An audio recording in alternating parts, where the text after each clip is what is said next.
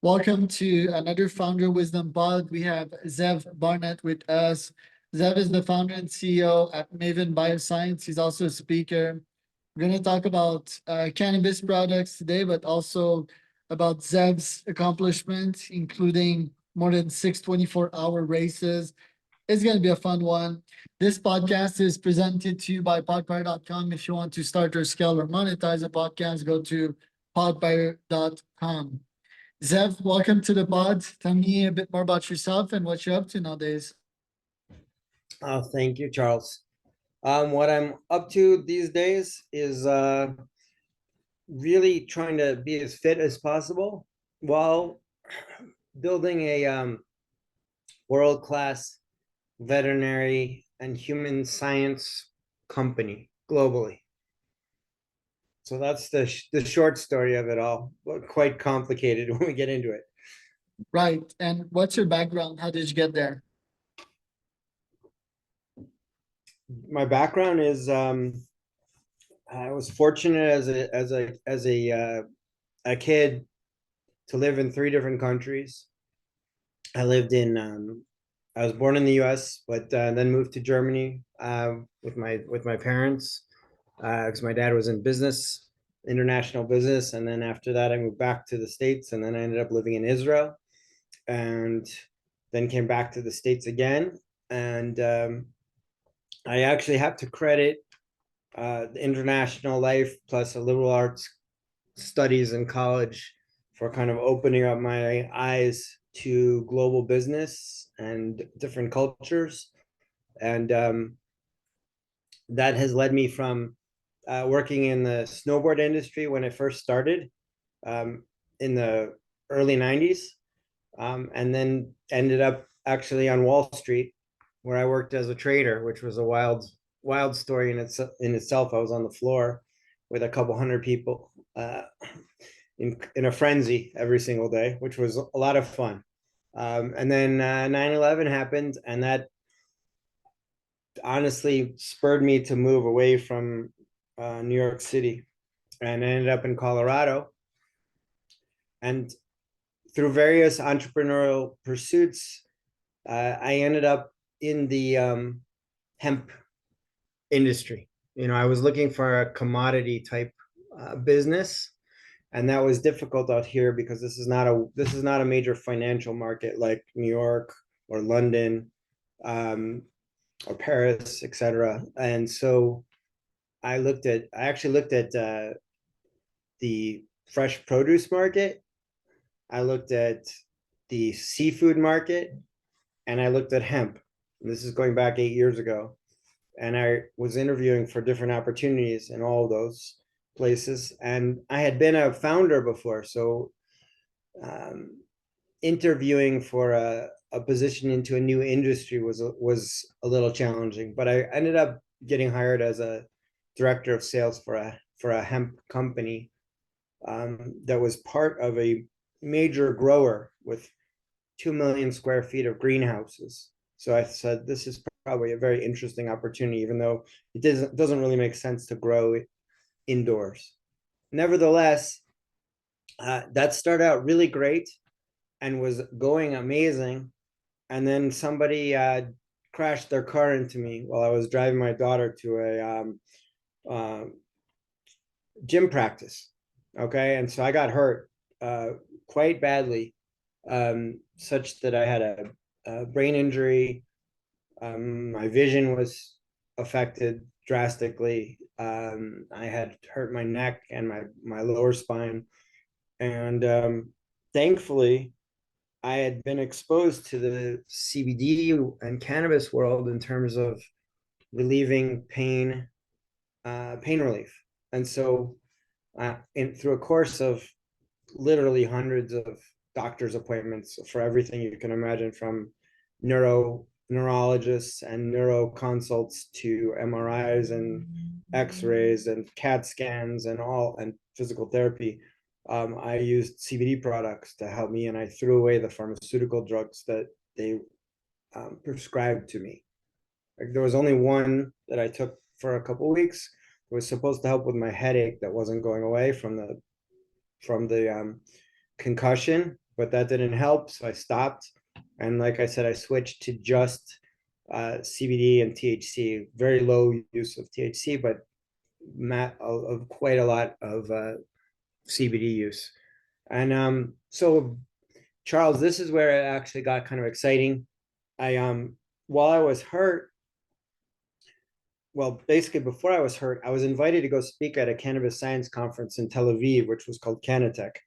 And I wasn't really sure about it because I had only been to we had this huge event for the industry called MJ Biz in Vegas every year in the fall, where,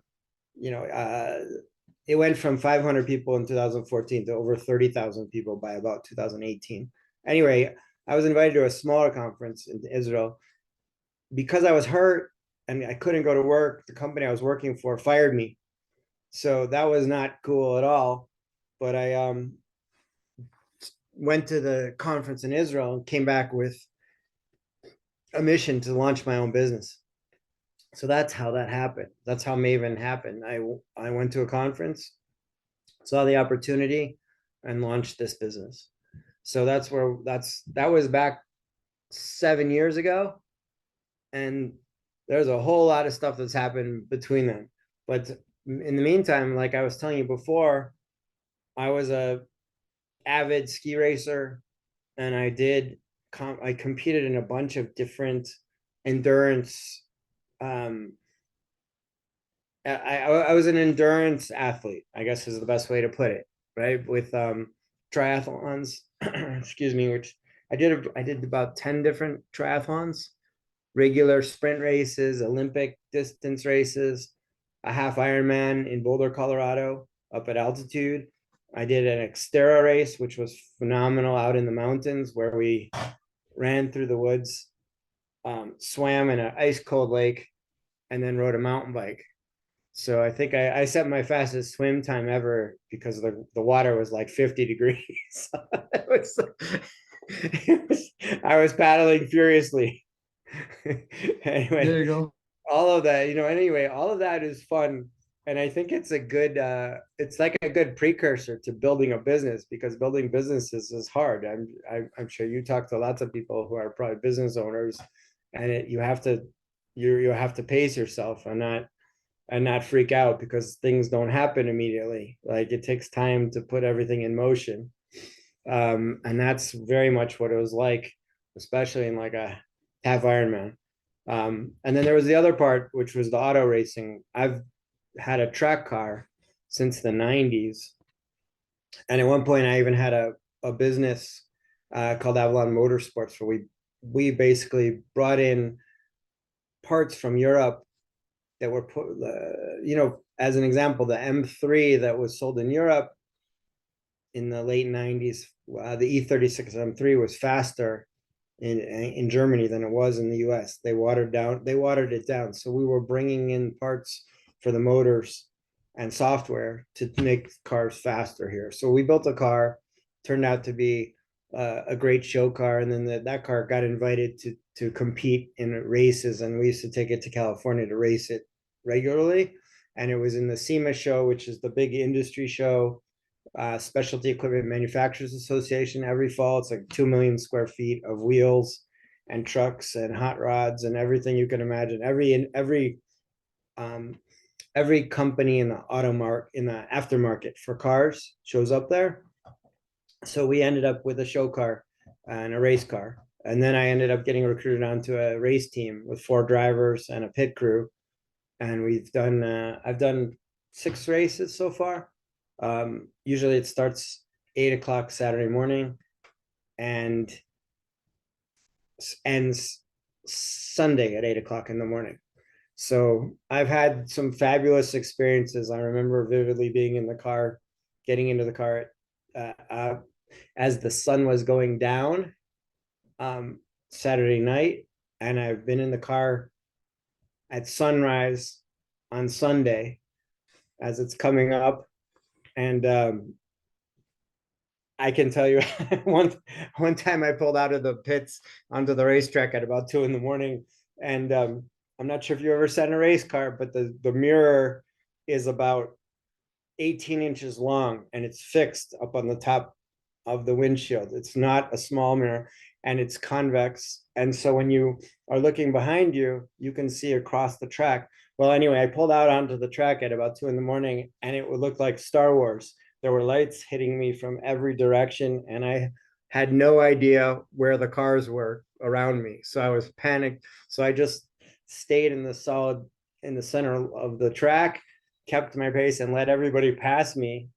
Set my slowest lap time ever because I needed to let these guys go because I had to get my bearings. And once they were all ahead of me, I took off and got back into the pace, but night racing is quite the thing because the headlights are different on every car. So you don't know if it's a Miata coming up or a Formula car that's going about 3 times as fast. So you got to be careful in that. Anyway, it's a spectacular thing. Anybody that ever wanted to dream of racing, it's worth it to get all the practice in to be able to race. And that series is called WRL, or World Racing League.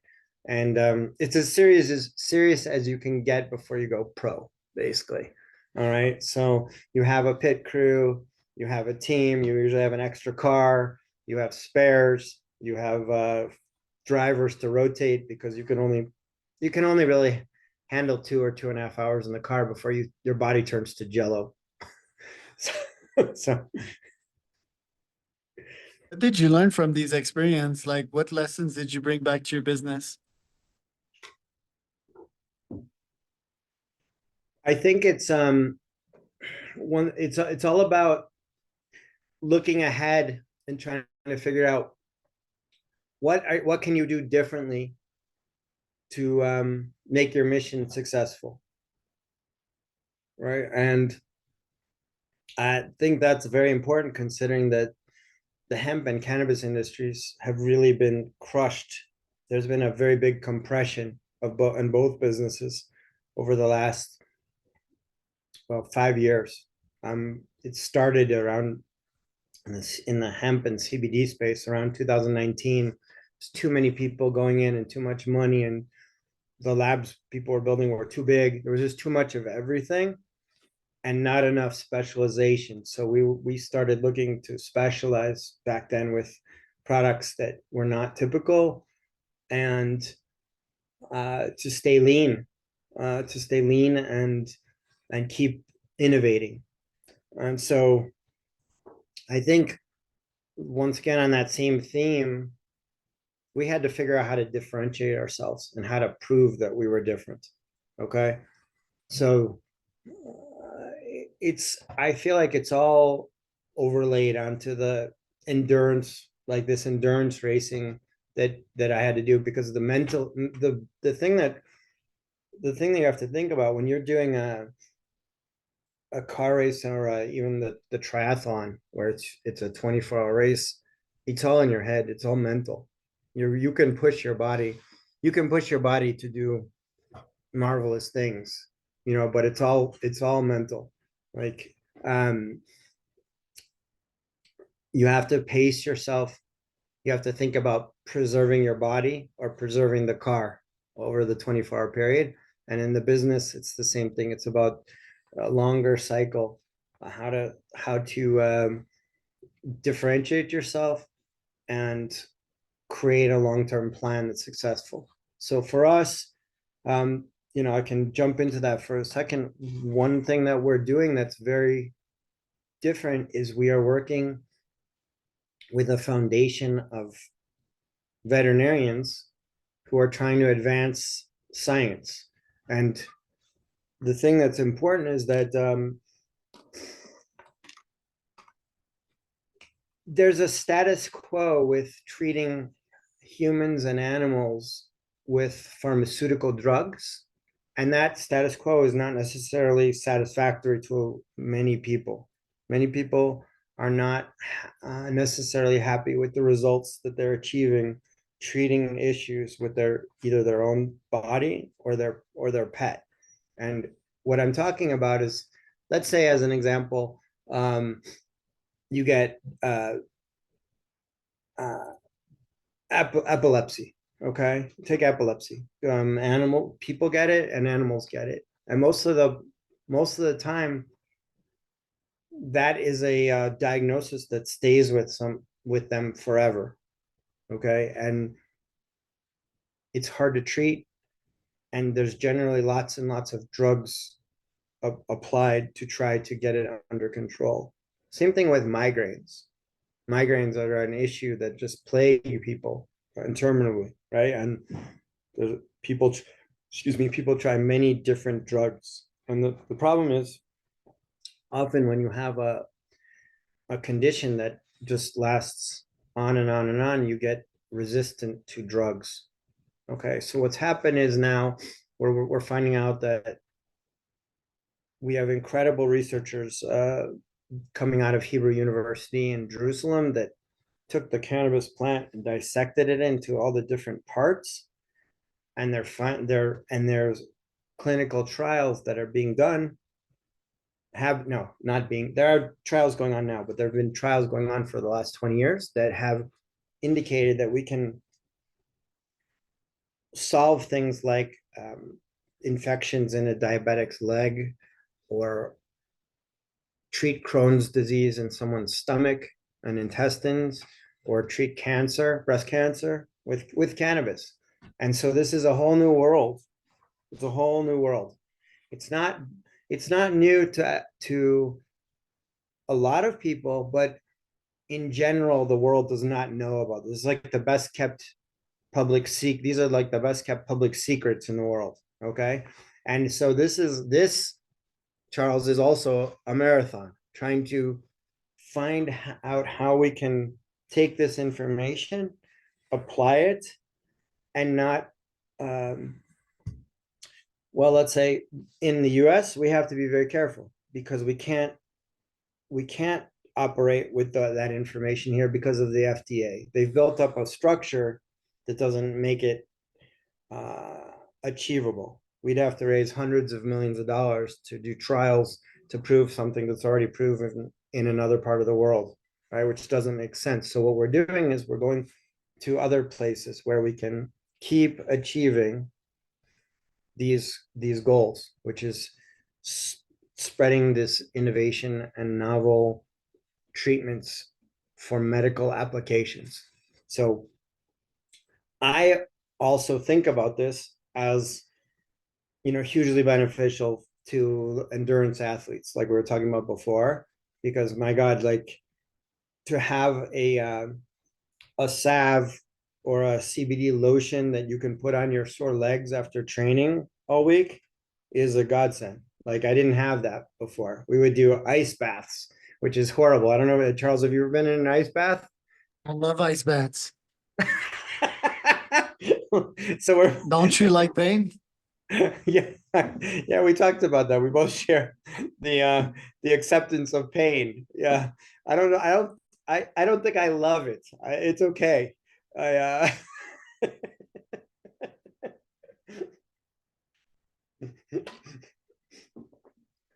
a C, a regular dose of CBD is quite less intrusive than a freezing cold bath of ice. Sorry, but all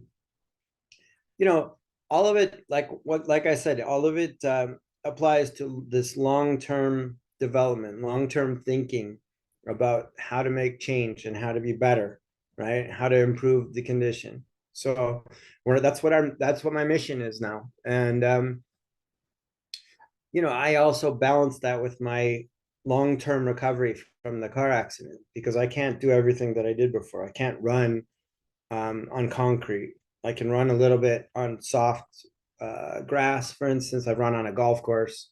I've run on cinder sometimes a little bit, but I have to be very careful. I had to sell my beloved 10-speed because I can't ride in the drop handlebars anymore. So I got a cool road bike with a flat bar. So you make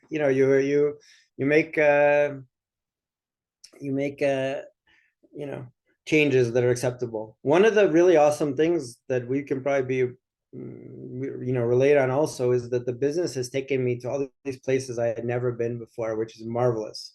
Okay, in the last 18 months, I've been back to Panama, back to Mexico, which I've been regularly anyway. But I spoke at a big conference in Playa Mujeres last year. I spoke on a veterinary panel in Quito, Ecuador last year. I was at a veterinary conference in Colombia. There's a veterinary conference in Rio de Janeiro at the end of this month. Also, another pet conference in Orlando, which is huge, that I'm going to. I think there's 40,000 people that will be at this show. It's crazy. And we're participating in supporting these veterinarians to do clinical studies in Latin America, where plant medicine is ubiquitous. Like everybody believes in it. Like I'll give you an example. One of the products that's highly anticipated by the vets is honey CBD, which is used for wound care, and that's not a new concept to people, where you live or south of you. So anyway, I'm the Latin cultures are fascinating because they're so different. You can argue that this is a second world culture, not first world culture. But at the same time, I was spent time in the jungle in Ecuador last year, touring. I spent literally hours trekking in the rainforest, in the jungle, learning about plant medicine, which was phenomenal. Like I learned about maybe 30 different plants that I cataloged for treating everything from like a snake bite to a sore throat to COVID to I don't know, you name it, like all different kinds of plants. There were plants that they juice for tea every day. There was beautiful juices that we're making. And the highlight of it for me was we picked cacao seeds right off the trees that were beautiful. And then we roasted the seeds and made chocolate over a fire, which was just, talk about orgasmic. Like, natural chocolate from the seeds. That if you've never tasted it, this is something some people need to strive to do that, because it's not sweet, it's not bitter, it's just pure chocolate, and it's heavenly. I don't know if Charles, I don't know if chocolate moves you, but Oh yeah, I mean, and Oaxaca is like the capital of chocolate. So is it I'm really? drinking cacao right now. Cacao, coffee, and curcumin all mixed in one. I just finished my cup actually, and That's fantastic. yeah, like bitter though. I'm not afraid of bitter. Maybe it messes up my stomach, but yeah, the more bitter, the better.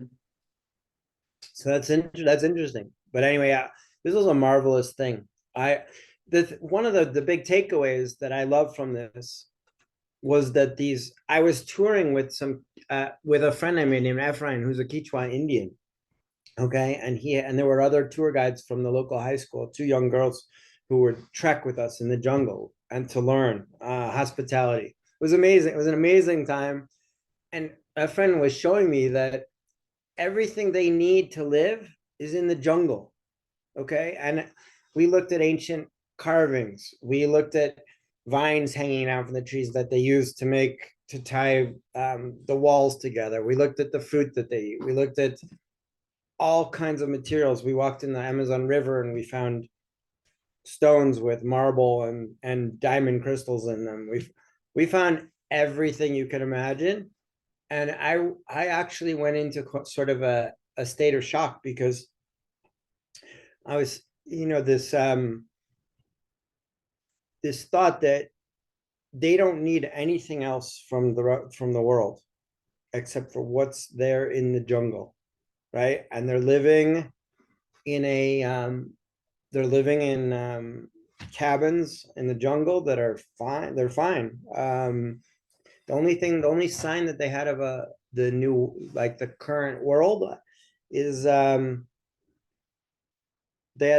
friend had a cell phone, not a smartphone, but a standard cell phone. Other than that, every single thing around him was taken from the jungle, right? And so, frankly, after spending a few days out there with them, I was in a kind of a state of shock coming back here to all the technology and everything, all the possessions that we have in in this world, and thinking, wow, that's a very big, a very different paradigm, right? Like it's a hard shift, and I desperately want to go back there because it mentally, I think it's good. There was a relaxation that I had being there in the jungle that I mean, the view where I stayed was just phenomenal. It was it almost looked like an African plain. It's a huge plain and then a mountain behind it. Ecuador's incredible. So I'm fortunate that we have business there, which means I'll be going back because we're supporting a pharmacy and an integrative health company there and veterinarians that are there. So fortunately, I'm making that path to go back. But like I said, I've been fortunate to spend time in Colombia, Ecuador, Panama, Mexico, most recently. And I love all of it. I mean, it's fantastic. And I'm glad that the whole world goes to Portugal and Spain and Germany and London for vacations, because that means it's less crowded in all these places. Right. What do you have on your goals map this year? This year, I need a new track car. So I'm looking.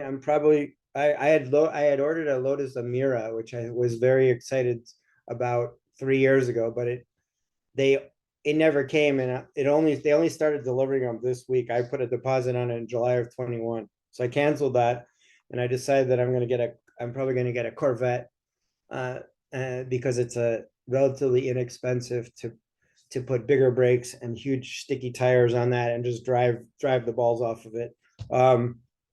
That's one goal. The other goal is to on the fitness side, I have a Peloton bike now and use this app to do classes in all these different sports, which I find to be fantastic. That's like a whole gym in 5 square feet, right? So my plan is to continue on my fitness. I'm basically just a few pounds away from my weight when I was in high school, but I'm more muscular. So I'm just going to keep on that path, and build up to, I want to build up to some of the fitness levels that I had before that are still achievable, like riding 60 miles. I don't know if I want to ride 100 miles anymore. I used to do century rides. That was always super painful. But 60 miles, lift weights more, just to be healthy as I'm aging, right? And on the business side, I'm very excited. We are opening up national distributors for our products. We're not just, especially on the veterinary side, we're opening up big business in several different countries, and the goal there, obviously we're going to make money from this, but the goal there is to once again replace damaging drugs like gabapentin, which is a drug that's given to people every day around the world. It's also given to animals when they come into veterinary clinics to help them. It's supposed to help them calm down and be less, and potentially take the edge off of them. But it actually makes the animals kind of listless and unhappy. And so we've participated in a trial using very low dose of CBD and THC. And the goal is to replace that. That drug is everywhere. So I don't know if you ever heard the term BHAG. Do you know that? Yep. Yeah, I did. So that's one of our BHAGs, right? To replace gabapentin. Okay. And there's another one called Rimadyl. And I think that's a worthy goal, because if we, it's less expensive. It's less, it has no side effects for the animal. They feel better. They're happier. Right. So that's one of the real big goals for this year. Very cool. And where can people find out more about you, Zev? They can go to mavenbioscience.com, or they can find me on LinkedIn. Zev, Zev Barnett on LinkedIn. Okay.